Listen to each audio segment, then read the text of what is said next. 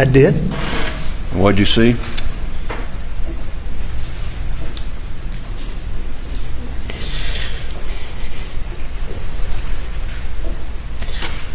Saw what y'all have seen pictures of.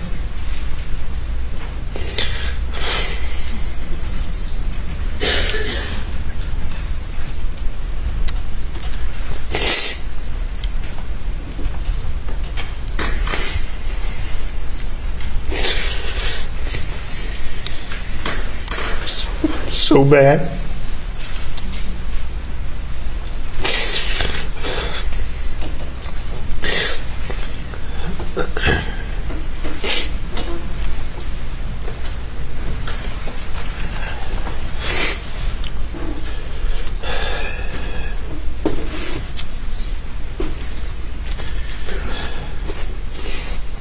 Can I have some water?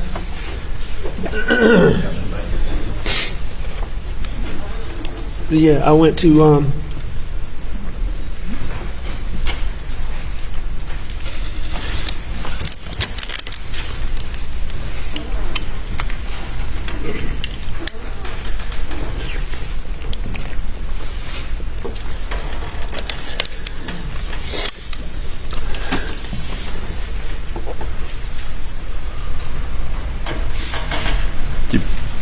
Did you see them on the ground when you're pulling up in your Suburban? I did. And what'd you do when you came to a stop, Alec? I think I jumped out of my car. I'm not exactly sure what I did, but no, I got out of my car. I know I ran back to my car, called 911. What if I told you that 5 words spoken through tears would become the most controversial evidence in one of America's most shocking murder trials? What if I told you that a man's own contradictory statements would unravel a web of lies so complex it took a jury less than 3 hours to see through them? In June 2021, Alex Murdaugh called 911 claiming he had just discovered his wife Maggie and son Paul shot to death near their family kennels. But in the months that followed, investigators would uncover a pattern of conflicting stories, mysterious statements, and contradictions so glaring they would destroy a century-old legal dynasty. This isn't just about what happened that night at Moselle. This is about how a man's own words became the weapon that convicted him. From cryptic statements at the crime scene to desperate theories that fell apart under scrutiny, you're about to discover how Alex Murdaugh's tongue became his own worst enemy. If you're fascinated by cases where the truth emerges through the cracks of deception, you absolutely need to subscribe to Dark Trail Files. We dig deeper than anyone else into the psychological puzzles that define these cases, uncovering the contradictions and inconsistencies that reveal the real story. Hit that subscribe button now, because what we're about to uncover will change how you see this entire case. 3 days after finding his wife and son brutally taken from him, Alex Murdaugh sat across from investigators, tears streaming down his face. He was shown graphic photographs of his son Paul's remains, and according to law enforcement, he uttered 5 words that would haunt the courtroom for months. What you're about to hear is the audio that prosecutors claimed was Alex's inadvertent confession. But the defense argued something entirely different was said. Listen carefully and decide for yourself. It was just so bad. They did it so bad. You testified that Alex said on the video captured by audio that it was so bad, I did him so bad. That's what you testified to yesterday. Yes, sir, that is what I testified to. Now, are you 100% confident that Alex said, I did him so bad, rather than they did him so bad? I am 100% confident in what I heard and I interpreted him as saying. But you would agree that this jury can hear the same thing you heard on June the 10th by playing what was captured on the body cam or the recording equipment in Agent Owen's car, right? Yes, sir. Now, when you heard what you said, you're confident what you heard, that he said, I did him so bad, What'd you do in response to that? I made a mental note of it. Again, we were still in the early stages of investigation. It was more of an information gathering from Mr. Alec, and we did not have information at that point, to my opinion, to challenge Mr. Alec on any of his statements. You just said you took a mental note of it. Yes, sir, I did. I mean, if the guy in the middle of the circle, the only one in the circle, says, I did him so bad, isn't that a significant statement if he actually said that? It's definitely something we would follow up with. You never followed up with it, did you? There was a third interview conducted with Mr. Alex. Why didn't you ask him right then and there when he said, I did him so bad? Why didn't you ask him, what do you mean by that, Alec? Again, it was early in the investigation. It was more of an information gathering interview, if you would call it an interview, with Mr. Alec. And we did not, at that particular time in the investigation, we did not have evidence to challenge anything that Mr. Alec would have told us.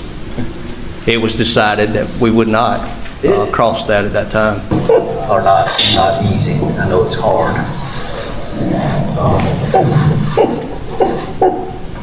And sitting here talking today is tough. It's just so bad. They did it so bad. Stop. Did you hear now, they or I? I will still testify that my hearing, I hear I. Please play at 1/3 speed.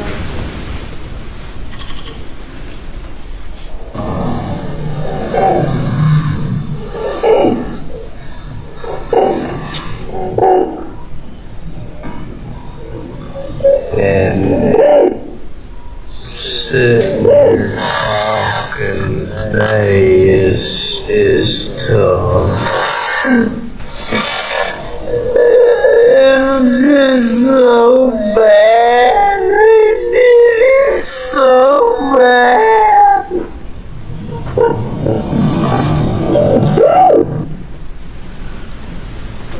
Did you hear they then? No, sir, I did not. Okay. According to investigators, Alex said, I did him so bad while viewing the crime scene photos. But his defense team insisted he actually said they did him so bad, referring to the killers who took his son's life. The difference between I and they wasn't just about pronunciation. It was the difference between a grieving father's anguish and a potential confession to murder. But here's where it gets truly puzzling. If Alex was innocent, if he truly believed external enemies had targeted his family, why would this single moment of audio become so controversial? And why would there be so many other contradictions in his story? The audio quality was poor. The words were spoken through emotional distress. Yet this 5-word phrase would become central to prosecutors' case. Was this a father's grief being twisted into evidence? Or was it the moment when guilt accidentally slipped through the facade of innocence? From the very beginning, Alex Murdaugh had a theory about who might want to harm his family. It centered on a tragedy that had already torn apart their reputation. The 2019 boat crash that claimed the life of 19-year-old Mallory Beach. Watch how quickly Alex shifts the conversation to potential enemies related to the boat crash. Notice his tone, his certainty, his willingness to point investigators in a different direction. In that police interrogation, what comes to my mind is my son Paul was in a boat wreck a couple years ago, and there's been he was charged with being arrested for being the driver. There's been a lot of negative publicity about that, and there's been a lot of people online just really vile stuff. But when Paul's out and about, I mean, people routinely, I don't think I know the full story, because I don't think they give it to me, but I mean, he's been punched and hit and just attacked a lot. So, but I mean, nothing like this. Yeah. Any one person in particular or group of people I don't know. that you could think of? Not that I know, no, sir. Has he, other than being assaulted, has he received any direct threats related to the boat accident? Oh yes, all the time. He gets Recently? Yes. I mean, he gets them all the time. Okay. He gets them all the time. What kind of, I mean, Kick your ass, you know. I've never been privy firsthand, you know. Is that through social media or? No, ma'am. person? It's mostly like if he goes out places is what, you know, what he goes out like somewhere. He's in college, so if he goes out, is what I understand. I can find out better details from some of his younger friends on that.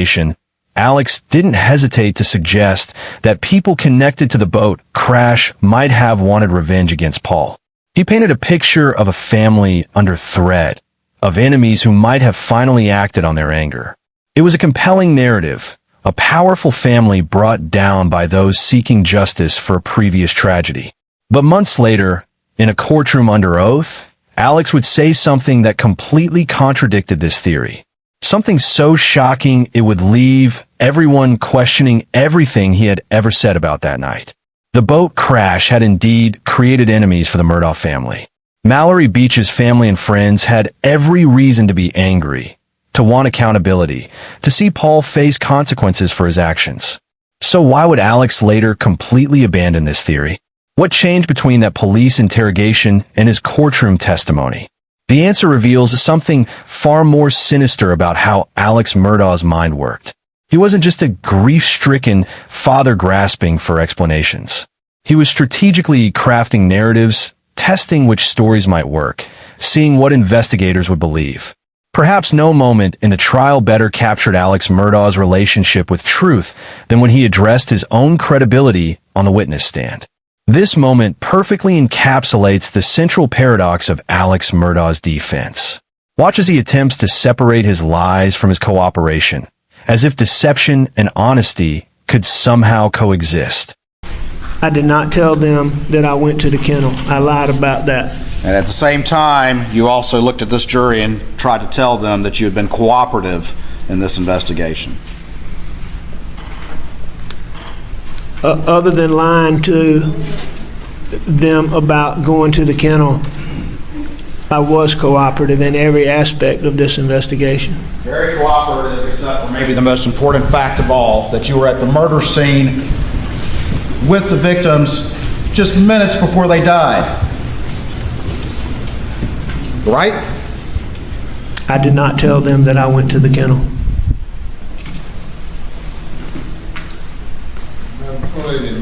We'll take a break at this time for about 15 minutes, talking to the jury. Think about the logic of that statement for a moment. How can someone claim to be cooperative while simultaneously admitting to lying to investigators? How can truth-telling and deception exist in the same space? It's like saying, other than stealing, I'm completely honest, or except for the part where I broke the law, I'm law-abiding. This wasn't just about a single lie or a moment of panic. Alex had maintained his false story about not being at the kennels for 20 months.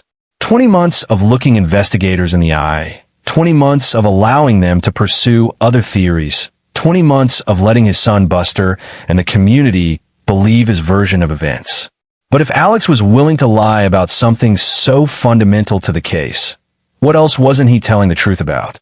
And how many other contradictions were hiding in his carefully constructed narrative? The prosecution would argue that someone who lies about being at the murder scene minutes before the killings can't be trusted about anything else. The defense would counter that fear and panic can make innocent people behave irrationally. But the jury would have to decide, does someone tell one big lie, or do they live multiple lies? As the evidence mounted against Alex, his defense team grew increasingly desperate. They needed an alternative theory that could explain the physical evidence while absolving their client of guilt. This is the moment Alex's defense team played their final card. A theory so dramatic it seemed like something from a movie. But did the evidence actually support what they were claiming? More probably than not, and whether there was one or two shooters who murdered Maggie and Paul on the night of June 7th. I do have an opinion on that. And what's your opinion? My opinion is the totality of the evidence is more suggestive of a two-shooter scenario. And please explain the basis of your opinion. Okay. So we'll go back to Paul. In Paul's scenario, we know where the shooter of the shotgun had to be, and that would have been orientated really directly over Paul's head.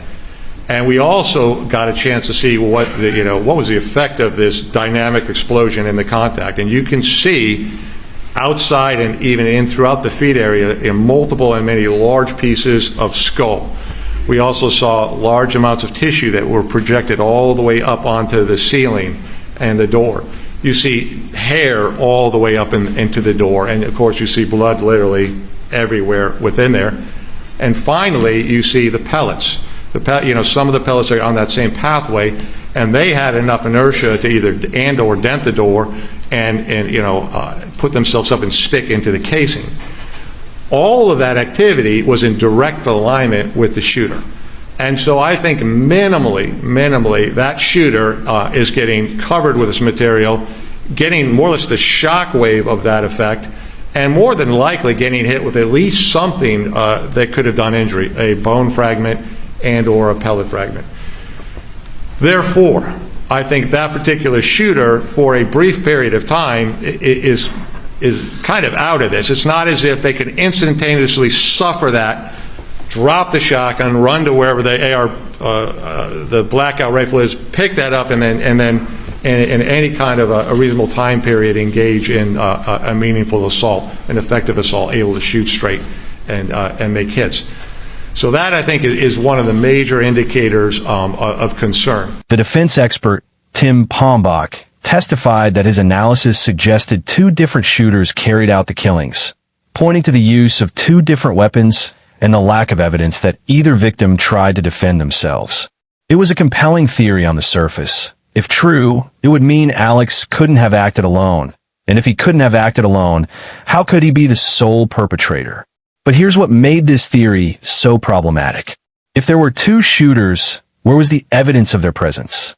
If there were multiple perpetrators, why was there no DNA, no footprints, no trace evidence from these alleged killers? If enemies had finally come for the Murdaugh family, why kill both Maggie and Paul but leave Alex unharmed? The prosecution would argue that the two-weapon theory actually supported their case. Alex had access to multiple firearms, he knew the property intimately, and he had the means and opportunity to use different weapons. The idea of two shooters wasn't evidence of his innocence. It was evidence of his planning. While Alex was crafting his narrative for investigators, someone else was quietly observing details that didn't add up. The family's longtime housekeeper had worked for the Murdaughs for years, and she knew their routines, their habits, their normal patterns. This woman had worked for the Murdaugh family for years. She knew every corner of their home, every habit, every routine.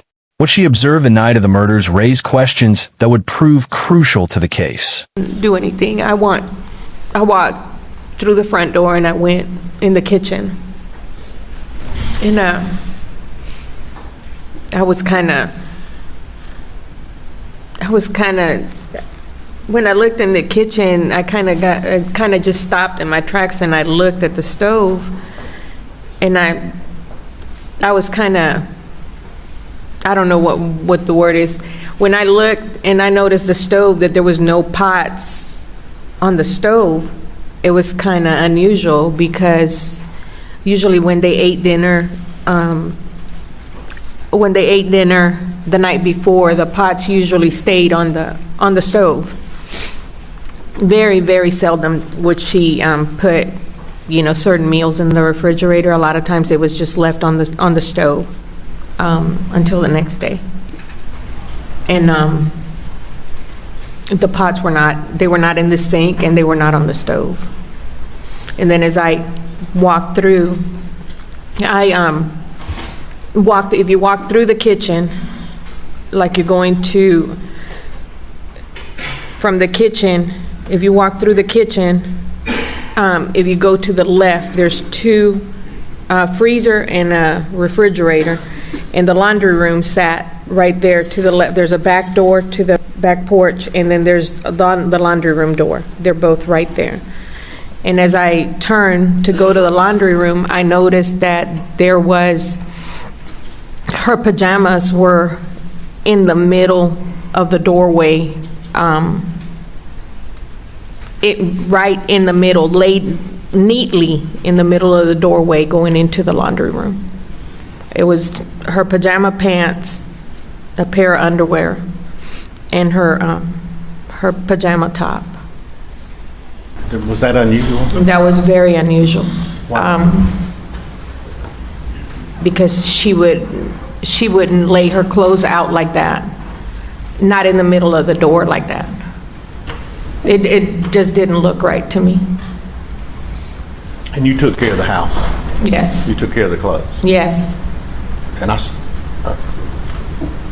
not to get too personal, but sometimes you can't help it. Were the underwear there with the pajamas unusual? Yes. Why? She didn't wear underwear with her pajamas. No underwear with pajamas. But that struck you. No underclothes with the pajamas. But that struck you as unusual. They were there with the pajamas. Yes, sir, because the underwear appeared to be clean, not dirty. They still had like fold marks. And the pots, and I may have just missed it, you said, where would the pots end up when you found them?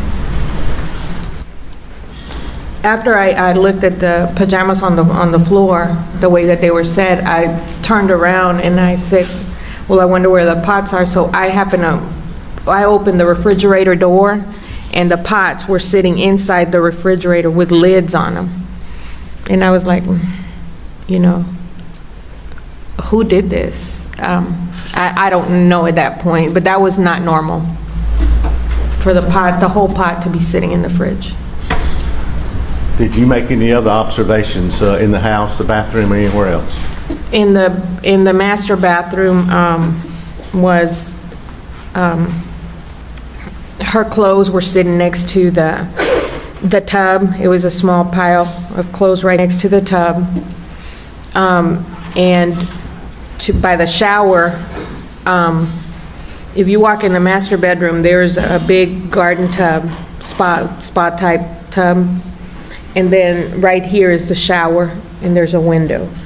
On the floor next to the shower was a slight puddle of water, a towel, and a pair of khaki pants. And then as I went to the left to see if there was anything else that was out, I looked in the closet, and in the closet was a white damp towel on the floor. It appeared that a t-shirt had fallen off of the stack of t-shirts that were on top of the shelf right there in the closet. It was laying on the floor next to the towel. When you took care of the home, was that, tell us how the clothes were laid out, the shirts, the shorts, were you saying up on a shelf, or the shirts, how were they? In the closet, there was a shelf. There was some shelves, smaller shelves right here, and then there was some long ones. Maggie used to keep her clothes on these. And then there was a shorter one, kind of like little box looking, Alex used to keep his clothes, his belts and stuff in that. And then on top, there was also an area where he kept t-shirts. They were folded and they were kept on the shelf. The housekeeper's testimony was devastating not because of what she saw, but because of what she noticed had changed. Items moved, areas cleaned, routines disrupted. For someone intimately familiar with the household, these alterations stood out like warning signs. Her observations suggested that someone had been methodically altering evidence, removing traces of their presence, ensuring that certain items would never be found. This wasn't the chaotic aftermath of a surprise attack by external enemies. This was the careful work of someone who knew exactly what needed to be hidden. Sometimes the most damaging testimony comes from unexpected sources. Mrs. Smith was just a neighbor, someone who happened to be in the wrong place at the right time to witness something that would become crucial evidence. This witness testimony placed Alex at a specific location with what appeared to be evidence-concealing materials. Her account would become another piece in the puzzle that prosecutors were building. He had a blue something in his hand. Say that one more time. A blue something in his hand. Something blue. A blue something in his hand. And you show me how he was holding it? Like this. Is it all right if I touch it? Yeah, that's fine. How was he doing it? Like this. Like that. Holding something like this? Yes. And what did it look like? Like a blue tart, like a tart. Blue? Blue. Okay. Was it vinyl? It's like a tart that you put on a car, you keep your car covered up. Big thing? Yeah, blue. Yeah. And was he holding it like this? He was holding like this. Could you tell if there was anything in it, or do you know? No, I couldn't tell. But not holding like this? Mm-hmm. Did he say anything when you walked in? No. Okay. What did he do when you walked in? Went upstairs. A blue tarp on the night of the murders. Such a simple object, yet so significant in the context of evidence concealment. What was Alex doing with this tarp? Where was he going with it? And why had he never mentioned this activity to investigators? The defense would argue that Mrs. Smith was mistaken, that the lighting conditions made accurate identification impossible, that memory can be unreliable. But her testimony added another layer to the growing pile of inconsistencies in Alex's account of that evening. But perhaps the most damaging contradiction was yet to come. Alex's own friend, someone who had known him for years, would provide testimony that completely destroyed one of his key defense theories. Paul Murdaugh's best friend, Rogan Gibson, had known the family intimately. He had spent countless hours at Moselle, had heard Alex's voice hundreds of times, had no reason to lie about what he observed. This young man had lost his best friend in the most brutal way imaginable. His testimony about what he heard, and when he heard it, would prove crucial to establishing the timeline of events that night. Correct. And then you heard a voice say, no, it's a chicken. Do you remember whose voice that was? That was Mr. Alex that said it the first time, and then Paul also said it was a chicken. Okay. And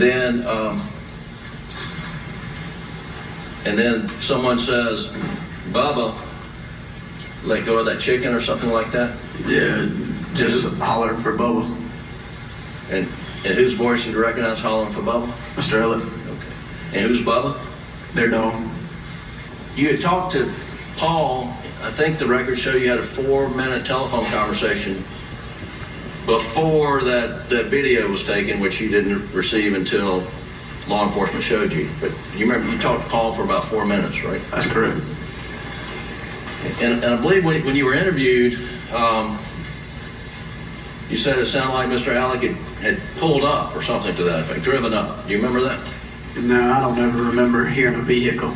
Okay. I just remember hearing a third voice. Okay.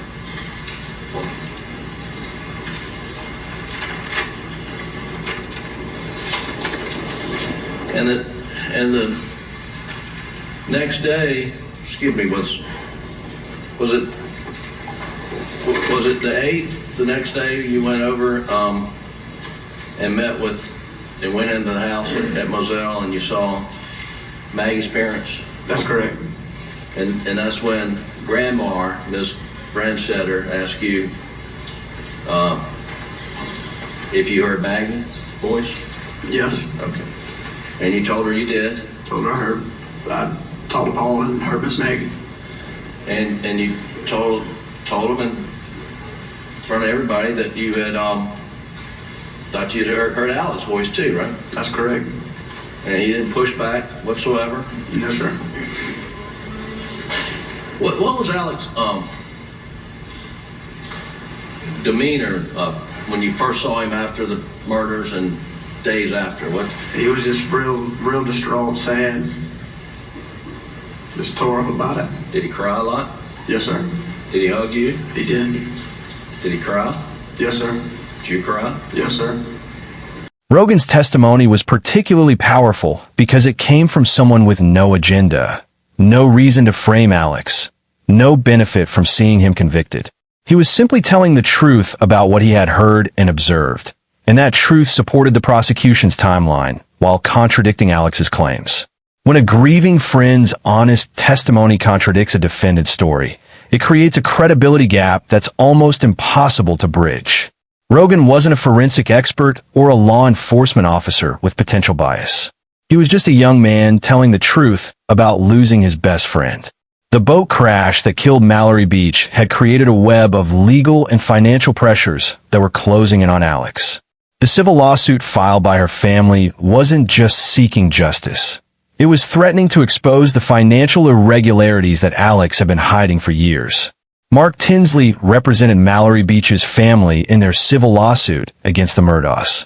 His testimony revealed just how much pressure this case was putting on Alex's carefully constructed world. Mallory Beach, that's right. And is she the young woman who died in the boat accident? She did. And what was the date of that accident? It was the early morning hours of February 24th, 2019. At some point, you said you were representing the Beach family. At some point, you were approached by the Beach family? I was. Shortly after the wreck, there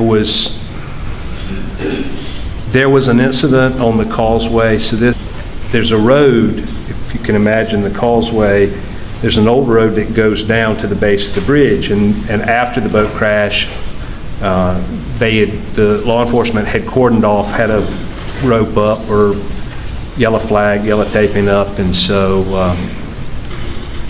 Miss Beach wanted to go down to see where her daughter had died. And she wasn't allowed to. Objection, relevance, closure.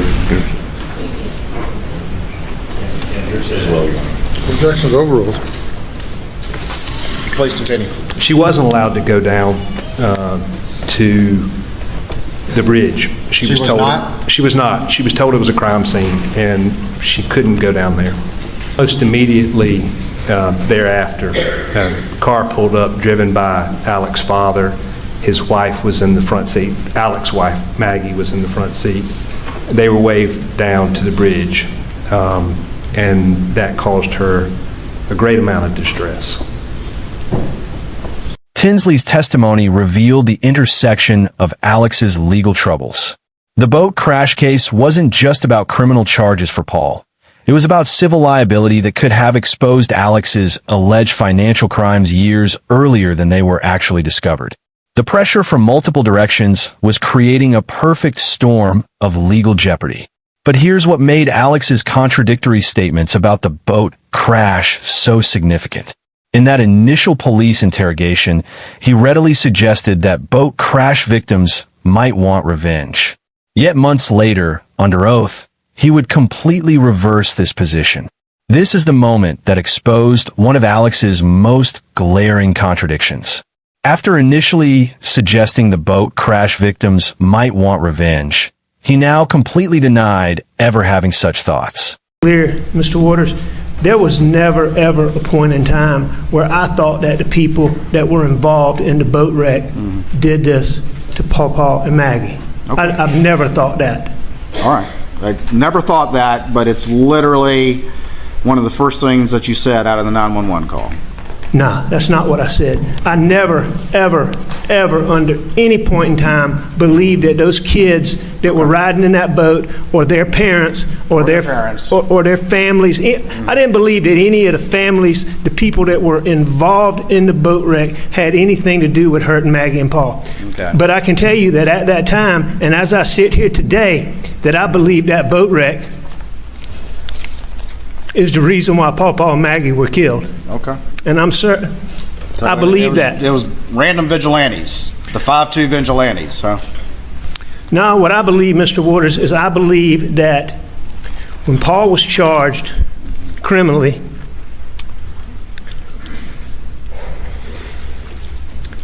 there were so many leaks, half-truths, half-reports, half-statements, partial information, misrepresentations of Paul that ended up in the media all the time. And when I tell you the social media response that came from that was vile, the things that were said about what they would do to Paul, they were so over the top that nobody would believe anybody would get on social media and do that. But I believe then and I believe today that the wrong person saw and read that. Okay. Because I can tell you for a fact that the person or people who did what I saw on June the 7th, they hated Paul Murdaugh and they had anger in their heart. And that is the only reason that somebody could be mad at Paul like that and hate him like that. Gotcha. All right, so we've got now. But that's why I did then believe it was the boat wreck, and I believe now that the boat wreck had something to do with it. All right, so we've got random vigilantes because of the boat wreck. Now, I don't know that they're random vigilantes. Well, you just said it wasn't the family or the kid, or the kids or the family of the other kids in the boat, right? So you're saying it's somebody off of social media, and you don't have any evidence of that, do you? You just believe that, and you're just telling that jury that as you try to explain the lie that you told for the first time yesterday. Isn't that right? No, sir, that's not right. It's not right. All right, well, let me ask you a question then. So what you're telling this jury is that it's a random vigilante. That's your the 12-year-old, the 12-year-old 5'2" people that just happened to know that Paul and Maggie were both at Moselle on June 7th, that knew that they would be at the kennels alone on June the 7th, that knew that you would not be there, but only between the times of 8:49 and 9:02, that they show up without a weapon, assuming that they're going to find weapons and ammunition there, that they commit this crime during that short time window, and then they travel the same exact route that you do around the same time to Alameda. That's what you're trying to tell this jury? You got a lot of factors in there, Mr. Waters, all of which I do not agree with, but some of which I do.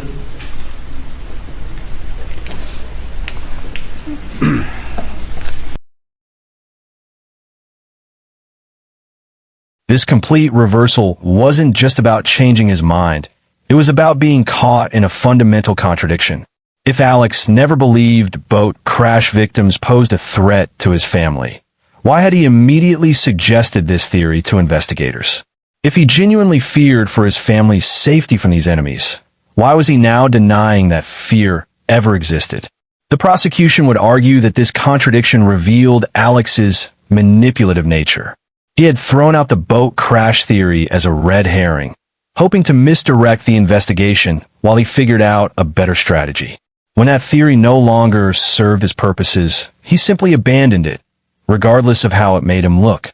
Throughout the trial, Alex Murdaugh displayed a range of emotions that seemed calculated to evoke sympathy. But emotional displays in a courtroom can be double-edged swords. They can generate compassion or raise suspicions about authenticity. In this interrogation, Alex breaks down while describing his theories about how the murders happened. But notice how even in his emotional state, he's crafting narratives and scenarios rather than simply expressing grief. I've been able to answer some of your questions. I know you probably have more, but with my questionings, trying to get some things cleared up, have I given you some answers? Well, I mean, I do know more than I did, for sure. So, yes, I mean, some of those questions have certainly, yes, sir. What other questions do you have then?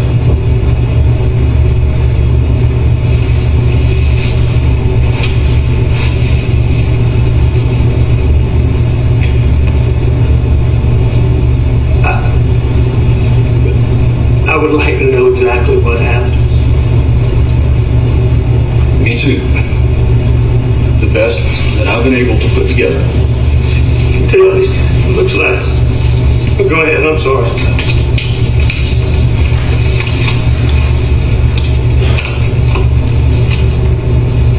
I believe Paul was shot first. For the simple fact of where he was located. How many times was he shot? Twice.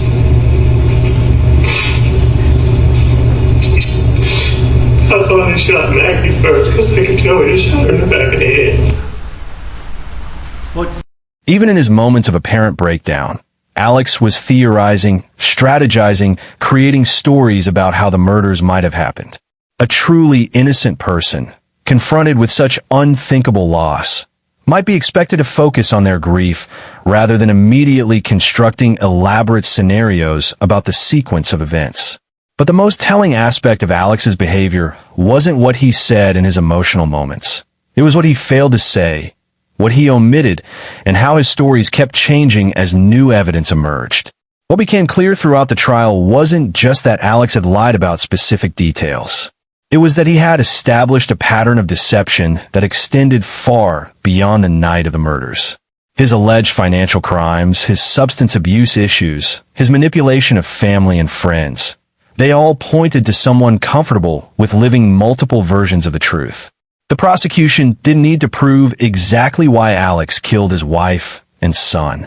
They needed to prove that his contradictory statements, combined with the physical evidence, pointed to his guilt beyond reasonable doubt. And those contradictions were everywhere. He claimed he wasn't at the kennels, but his voice was on Paul's phone. He suggested boat crash enemies, then denied ever thinking that. He claimed cooperation while admitting to lies.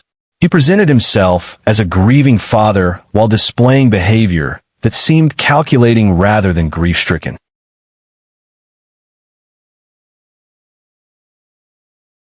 In the end, the jury took less than 3 hours to reach their verdict.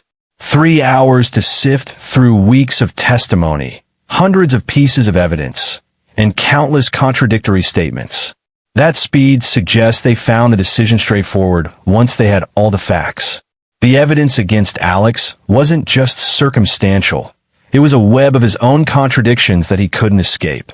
Every time he changed his story, every time he offered a new explanation, every time he contradicted his previous statements, he dug himself deeper into a hole of his own making.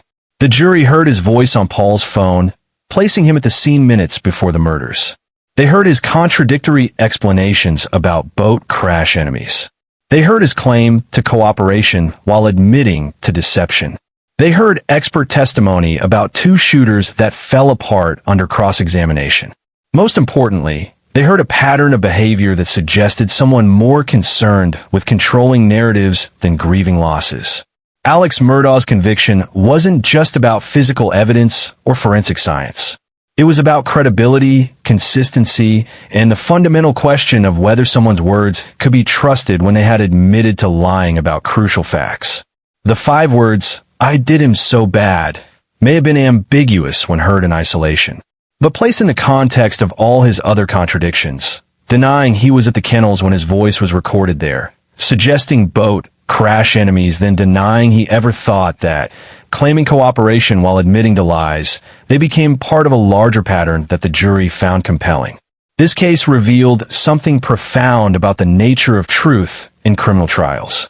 Sometimes it's not about finding the smoking gun or the perfect piece of DNA evidence. Sometimes it's about recognizing when someone's own words become the weapon that convicts them. Alex Murdaugh was undone not by investigators or prosecutors, but by his own contradictory statements, his own changing stories, his own attempts to control a narrative that he had lost control of the moment he decided to lie about being at those kennels.